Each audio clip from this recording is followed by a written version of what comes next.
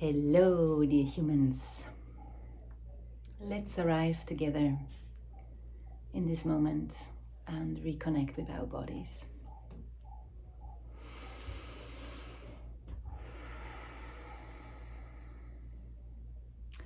Today I'm going to talk about why love is breaking down in our times and how men and women can find each other again and equally themselves in the path of rematriation.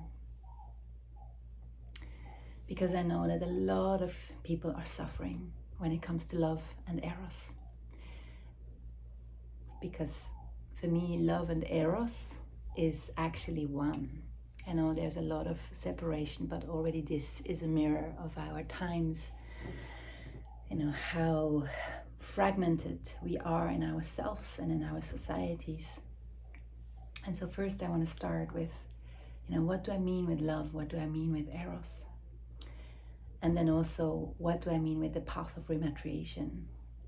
And also why I specifically want to invite in this talk men to be present, because this is really also a love declaration for you, but also in general, because I feel often when we talk about matriarchy, a lot of men, they contract. So I want to really reveal that a rematriation is actually honoring and loving men in the deepest way that I know. So yeah. Okay, so let's break it down. What do I mean with love and Eros? Because I rather prefer the word Eros than sexuality, because sexuality, again, is very limited to our gender, and it's separated in a part of our body. But when we talk about Eros, it's really the flow of life, it's the pulse of life that is going, is moving through our amazing physical vessels, and is like really as a movement with all other life forms equally, and not just in a specific area of our body. So that's why I prefer to talk about Eros and love as a unity of the two most powerful realities of this planet. Because all of us, humans and more than humans, we come through Eros into this reality, into this 3D, into this physical experience. Because it's the attraction of polarities, it's the creation through polarities, because it's really the dance of life. Because through this arc of attraction, everything comes into form. And love is behind, it's like it's the origin of our existence, as really the motor why we are here, and why we consented on a soul level to be here and to be in this experience. I really feel it's our love for life, it's our love for planet Earth, it's our love for this cosmos that we are willing to explore, to experience, to be in this process of this dense reality that we are here on planet Earth.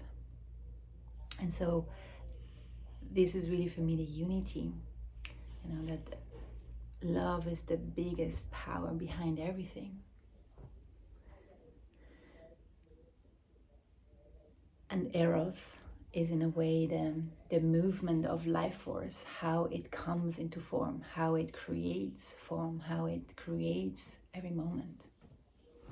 And so to learn again, like, what does it really mean, like really take it as sacred, like that we are already all love, and Eros is alive in us, and that they form a unity, that And of course, there's many different levels of consciousness around that. But in its design, in its inherent reality, this is one. And I would even say in the most distorted expressions of porn and, like conditional love, or, like even rape or whatever, underneath everything, there is still this yearning to bring back the unity of Eros and love. And where it's, where we really can experience the sacredness of life.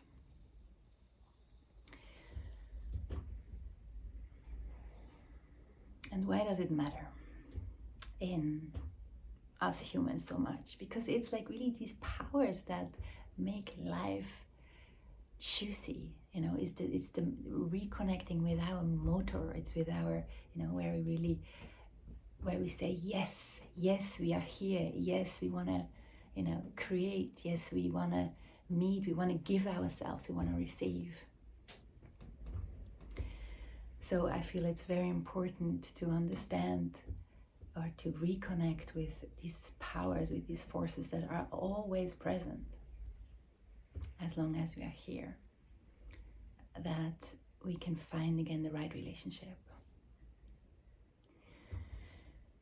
And I know that so many people are suffering and have lost that right relationship, are suffering because they are in a functional relationship where these forces are not alive anymore, or they are not alive within themselves, or they can't share it. They are feeling so lonely and isolated. And there's a whole, because I also going to speak about men and women, and there's a different tendency. I feel like with men there is a lot of this isolation and loneliness, and for women it's often, that I know a lot of women, and I know it from myself as well, that being objectified and not really truly being seen in their physical expression as souls, as life.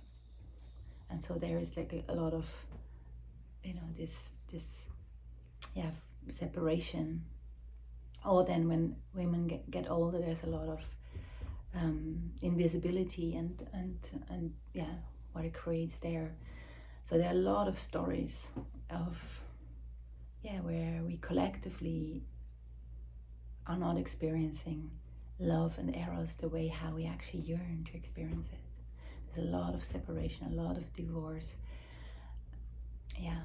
There's really a lot of stories going on. So I want to share, like, why can rematriation give an access to a different culture, to a different reality, to a different experience, where we actually can really find each other again, but also ourselves.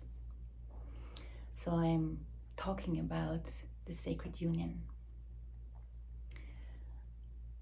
which very often in our times is understood as a romantic partnership, which is a beautiful thing when it happens, but it's very limiting when we project all our happiness and all our wholeness and all our fulfillment on it. And I also feel like it's actually outdated.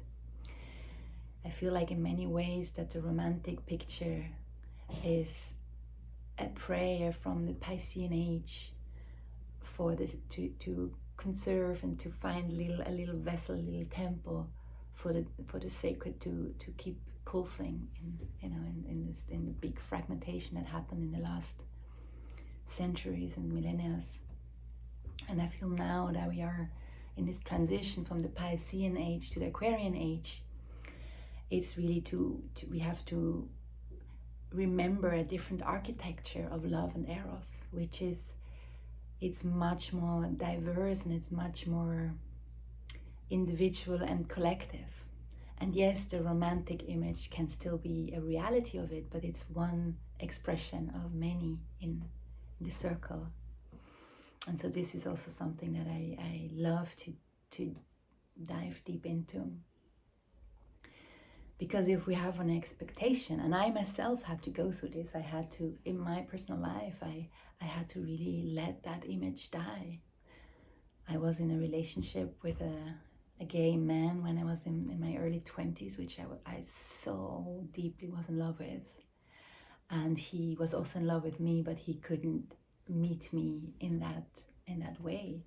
We tried, like to understand, because there was such a soul love, but then to bring it back into our personalities, it just didn't match, which was really heartbreaking. And it took me years to alchemize that experience. And then again, I had other deep loves that were not everyday material. I had an affair with a beloved for 14 years, which was very complicated and hidden, and but still at the core there was this deep love. And then also I met another soul lover who was already in a relationship, who was exploring a different form, but again, from the dream to the incarnated reality, it broke. It couldn't contain itself.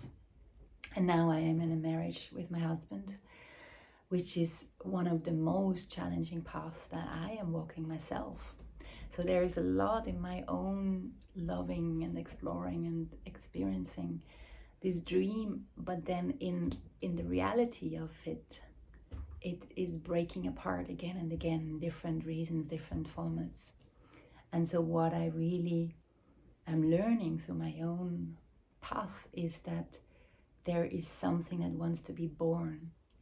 So this, what I'm sharing is a lot out of my own experience and my own opening towards a different architecture of love and Eros.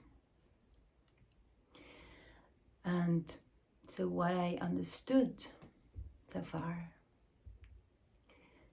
is that in the Aquarian age, it's about really, and there comes Rematriation into the picture, if we put the sacred at the center of our lives, in a way ourselves, but equally of all of our life, of all of our societies, which I feel this is really, in the collapse that's happening, we're actually going through a collective initiation.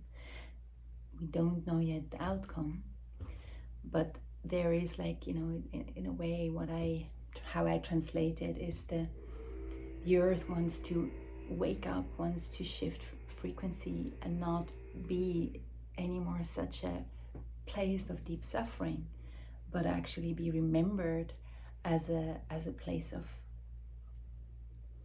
beauty, of harmony, of peace, of this conscious co-creation. And so in these initiatory times that we're living in, it's like almost we need all to break down so that we can break through in some form, I know there's we all have our own path and our own version, but it's about really deconstructing the existing so that we can find a deeper truth, a more rooted truth that is opening deeper towards the reality of here and now, but equally opening towards the miracles of the cosmos. And so there it's really the sacred union is in a first, not in a first, but it's an inner alchemy process, equally as it is a collective process, as in group bodies and really as humanity.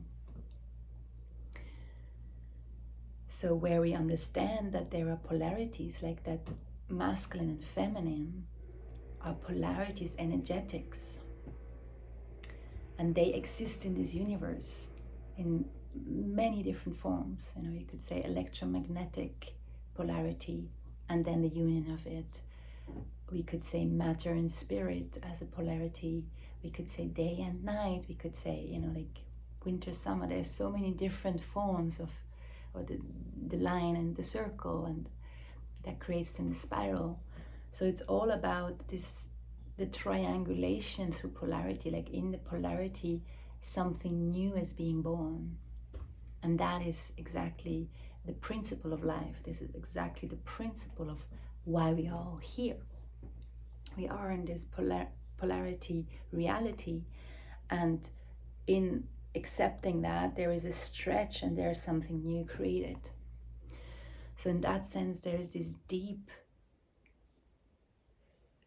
remembering of the Divine Mother, the Divine Father, and the child, the Divine Child, which is in many ways, like how I refer to it, is also Matter as the mother, Spirit as the father, and the child as the soul. And again, I'm there very much, like I know that this is not a dogmatic cosmology, but more like in a life, principles that are very deeply universal, but the interpretation from those principles, they can be very individual. So I myself dance quite fluidly with this, again, because I don't need to put labels on life, but it's more like leaning into the patterns, understanding the patterns, and start to dance with it in a relational, unique expression. What I want to refer is the sacredness of this triangulation.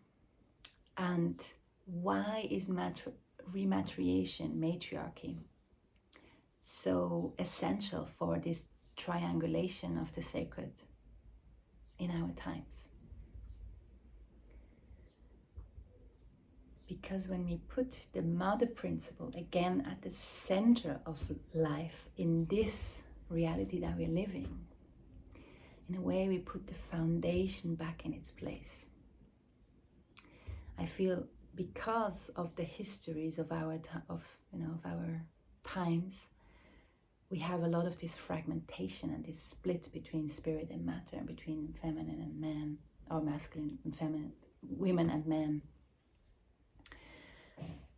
and this domination. Because when we separate spirit from body, which has happened as a collective narrative in so many cultures, and the dominant cultures in the last ages, then we create like fear, this power over the need to own, like really the like this trying to hold rationality. All these are results of a fragmentation. And the moment we come actually back, which is the rematriation, it's like really we remember that here and now on earth, we all come from a mother, from a little physical, embodied mother with a womb.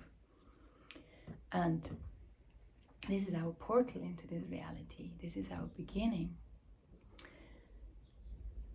And that within every mother, there is actually a channel of the sacred father, like literally in the conception, the father enters the womb, and in a way, like, there is this transmission of the divine, or the meeting of the divine, of the masculine, within the woman, and the masculine outside of the woman in the form of a man. And where really these polarities meet, trust each other, love each other, give each other, and there we enter in this triangulation of matter, spirit, and soul. And that is our design as humans. So I hope this makes sense. I feel a bit wobbly, because actually this is very dear to my heart, this topic, but I also I can feel how it is complex in some levels, but also simple.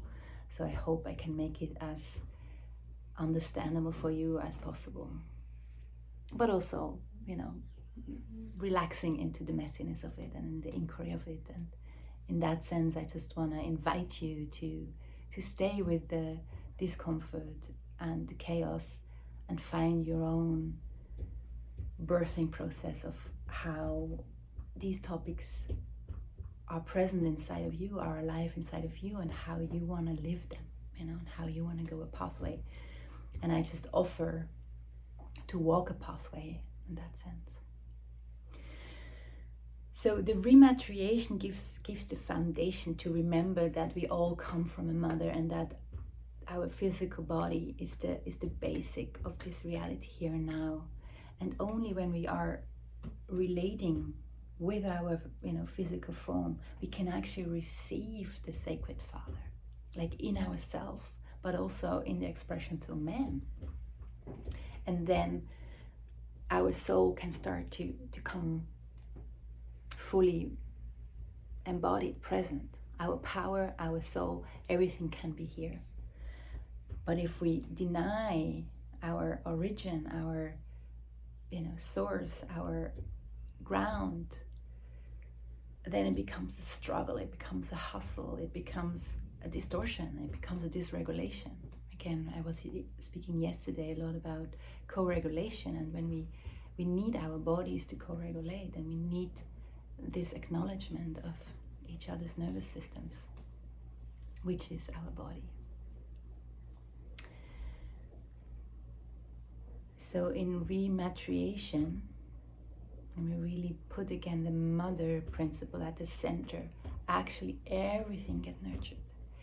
It's like really then we have the foundation that the masculine principles and the man can fully bring their power, bring their genius, bring their love, bring their beauty, bring everything. It's again this integration. Because that was, it's a question that I often hear from men and women. Yeah, but Sarina, about matriation, what is the place of man, and what is the... Yeah, there's like this fear, because so many men, and I feel you so deeply, it's not easy to live in our times as a man, because there's so much reparation needed from what has happened. And so many men are so insecure, to really bring their power, to really bring their truth, to really bring themselves fully. And I say it's a pity, actually, because we want you to be fully so much more really here. So, yeah, it's really to understand the masculine is all about the sacredness of life.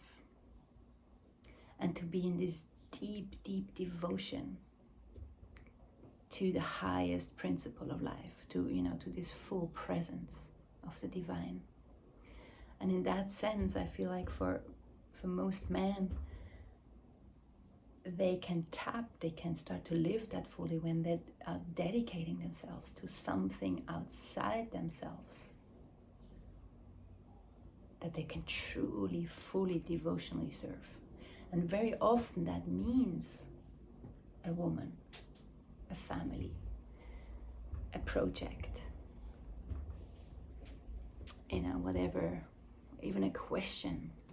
It can be also a spiritual practice, but it's about really acknowledging through that devotion the earth as a physical being, as a physical sacred being, and not wanting to go away, but really diving into like, I am here now, I live the sacred here now, and I give my life force. I give my life force to really be here and protect and serve, and like really, when we put the mother at the center, I feel like the father is really around. It's the layer around. It's in a way the bridge also for this deeply. In the feminine principle, I feel it's more the masculine connection goes in the inner axis. It's like to find my masculine within me, as a woman, as a mother, and then I open myself, like literally, physically, emotionally, spiritually, and I birth the divine through a form with a conception, with a man that I trusted to have that sacredness equally pulsing. And so then the man around becomes like this beautiful mandala where, this triangulation of spirit, soul, and matter can really start to become an alive experience. And so many levels, and really this giving and receiving, and every dialogue and every interaction and every is actually nurturing each when we are really attuned to these core principles. So I would say that rematriation is actually inviting the deepest, that men are fully integrated and fully present. And truly what I know and what I understand is really that men are the most fulfilled when they can devote themselves into service of the sacred and life. That's when their true power, when, in a way, I've seen that. It's really it's so beautiful. It's like really, it's one of my most loved experiences in life, to support men to really deepen that connection, to give themselves in a way they want to. When they, if the mother principle is birthing, the father principle is death, is thanatos, Eros and thanatos in a way, which is the love for death. But it's like almost, as a man, you can fully, be man here when you die into your service, into your devotion. That's like almost then you get out of the way, and the divine, you become just, again, like equally as women become in this physical form a channel for the divine. I feel men then become a channel for just that the divine can pull through.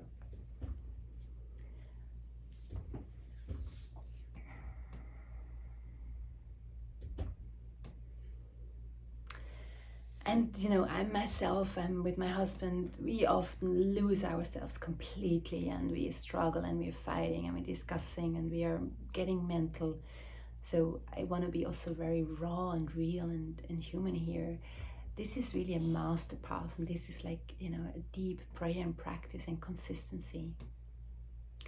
And again, if we understand this principle, and also just to include queers and different formats, it's about these principles that are present within us. Then we can start to find that right relationship in every direction, in every interaction. And this is where the Aquarian age, where the group body starts to become really important.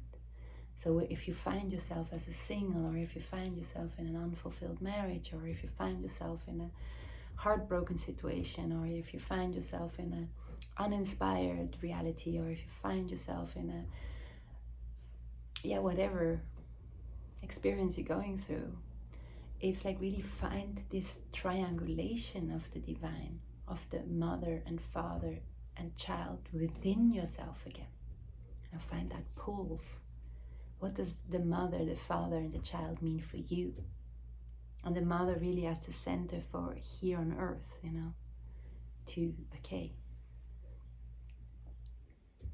and how can you find peace and repair in your own story, in your own lifeline?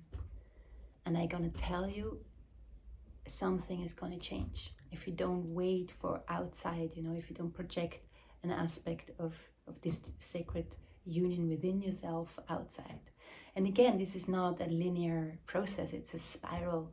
We need outer experiences to become more aware of our what's alive, and where we still outsource things.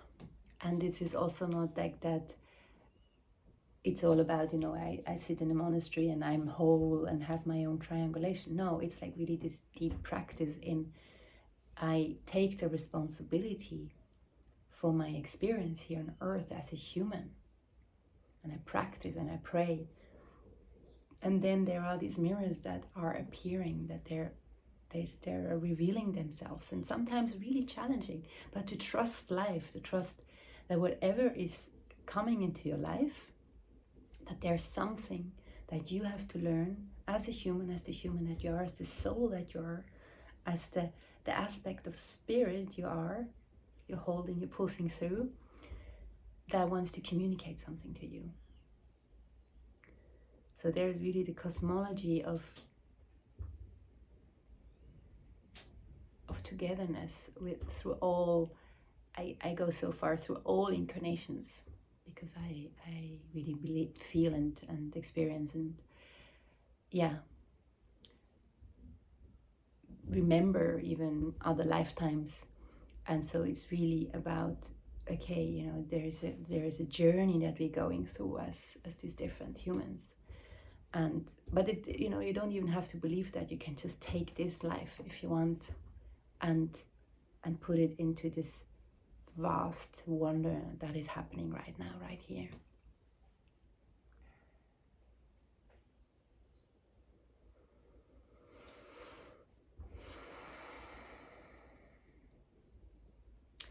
Now I would love to have some questions, because I feel like I'm in this monologue and I don't know exactly what landed. So if you have some questions, write them down, so that I can receive you, because this is really, as I shared in previous messages, for me a new experience, because I'm so deeply in dialogue with the moment, and this is just me speaking with a camera, which is really a very different experience for me. But what I feel like I'm gonna just ask then, the bigger earth body and the bigger consciousness body, what I maybe can deepen.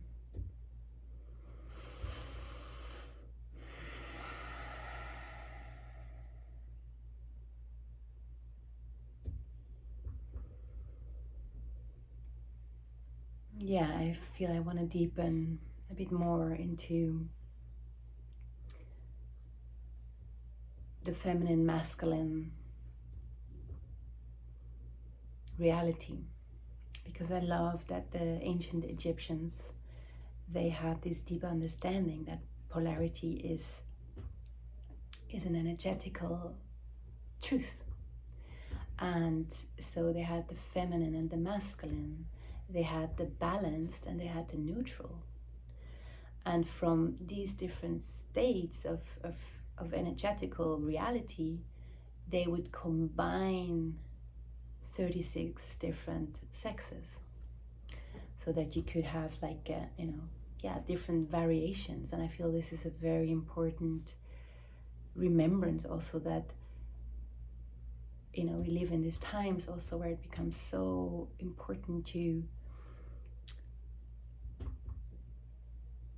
include queers, to include non-binary, to include really the diversity of life. And I feel again in rematriation, this is something that's very natural, because even if we put the mother in the center, again, every human comes through the mother into this reality. And whatever then the expression is of this diversity of polarity is loved, is included, is welcomed.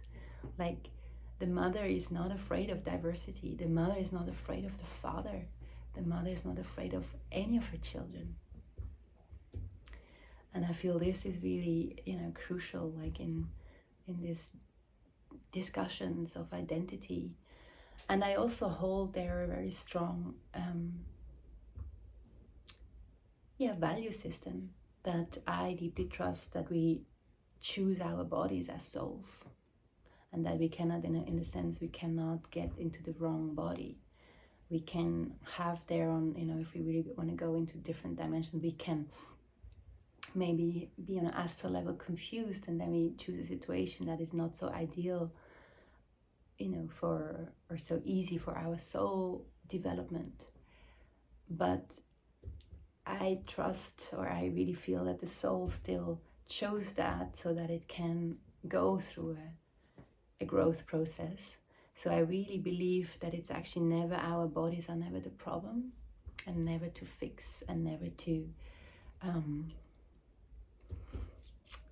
manipulate, but actually to truly see our bodies as the sacred ground of our soul's experience. This is the value system that I hold, without saying anyone cannot do that, because the free will is at the core of everything. Like, you as a human being, you have the free will to choose your path when you're not harming others in that sense. And I say, like, if you are not at peace with your body, there is some part of you that you are harming yourself, because our bodies they're just here, and they are so deeply in love with you being here and you making this experience. And yeah, so yeah, there's a whole chapter in itself, but I just want to put that also here, you know, that because then there's so much about the sexes of men and women, and these realities, they are there. Most of humans are men and women, and a few are in between, but that doesn't mean that we all have the spectrum of feminine and masculine. But again, if you know, the value that I hold, that our bodies are very precisely chosen from ourselves, from, you know, from the vast wonder of life in a specific way, then this is our working ground, and this is you know, we can trust that this has a path for us to be discovered, has wisdom for us to reconnect. And so this is one part about the feminine, masculine. And then coming to men and women, I feel, you know, because I speak about the breaking down of love and how men and women can find each other again through rematriation. It's like, even maybe I feel that most of us are yearning to really find peace and safety and love and freedom and joy with the polar sex, even if it is to find that in our own history of mother and father, you know, that we find as a soul, I'm at peace with, you know, how I came into reality. But most of us, we really want also to have a lived relationship. And even if it's maybe not sexually, like, then still we want to feel respected and seen and felt. And again, all this is possible in rematriation because we really heal all the connection in every direction. We come back to right relationship, to life, because life is at the center. And so no matter what your path is, whatever your desire is, your yearning, you know, if it's a romantic relationship, if it's a community where you belong, if it's like peace within yourself, it's whatever, you know, wherever you are in your journey,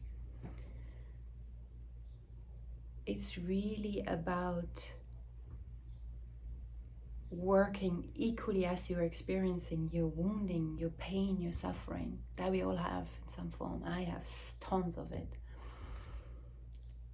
Is to start with this triangulation within, to meet and to see, okay, what wants to be revealed here.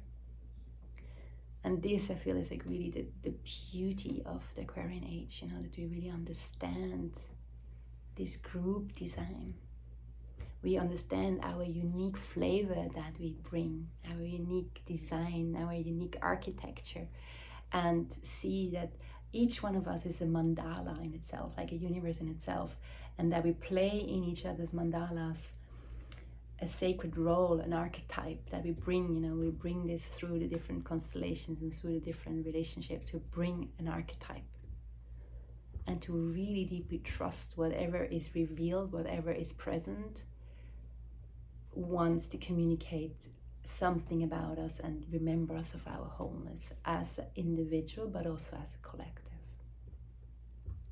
And so this is for me the path of love, and this is for me also the path of Eros, that it's like, it's a compass. It's like, listen to where you feel resonance in your erotic being, but really as a much more diverse and vast landscape of colors, you know, of shades. Like, I feel like most humans, they have a very limited, like, okay, there is like the stranger, the other, then there is like, you know, the ones that I see in my life, then there are the ones my friends or work with, or, you know, then family, a lover, and then yeah, then it's me. But that, like, really from that intimate space to really this vast intimacy with all of life, there is like so many nuances, so many shades of Eros and love that can be lived. And again, it has all to do with, you know, if we put life at the center, if we put the sacred at the center, we become much more open to the differentiation of every moment. You know, I loved when, like, there can be an erotic moment with a child, in the sense of a polarity, you know, on the street, where there's just a smile. Like a smile can be an expression of an erotic drop, because, you know, there is like the small child that is just starting to experience its life, and you maybe feel very dense with life experience, and so there's a polarity arc happening. And the same with a flower, with a tree. It's like really, Eros is like this arc of different forms that are attracted to each other and to see each other. And in many ways, I feel like if we awaken as humans, we can open towards all the different life forms with this presence of aliveness. So Eros becomes a state of presence, of aliveness. And then we can navigate, like, where we open towards and where we close, and where it's like here in this degree and here in that degree. And again, like, this is a lot about the matriarchy, where we become this highly attuned, highly differentiated, highly sensitive beings. So remember that all of us are actually that. And we can listen, like, this is not just a smile. Here it's about, here I need to create a project that, you know, is on a long term. Here it's, you know, like, here it's about a family. Here it's about a sexual experience that is deeply alchemical and important for me. Here it's about a lifelong friendship. So there's a lot of different forms, you know, how we can feel attraction. And really that opens our heart more and more, that we can really grow this global heart. So in many ways, I say rematriation makes a fertile ground so that the ecosystem can grow in its own organic expression and wisdom and gnosis. I hope that this, I hear my daughter coming, so I'm gonna wrap up. I hope that this has given you something, and let me know if you want to deepen. Come to Māa'ru, come to Odosho, come to Brazil to our birthing ancient futuristic village, or join also Singularity Political Party, because this is, you know, these are the containers where we really go very deep into it. Okay. I hear my daughter. I wish you so much joy and listening, you know, where your life pulse resonates and is attracted to, and where your heart is opening and growing and maturing. Because all the wisdom is inside of you. And let's create the cultures that support that, which is rematriation, matriarchy. Okay, much love.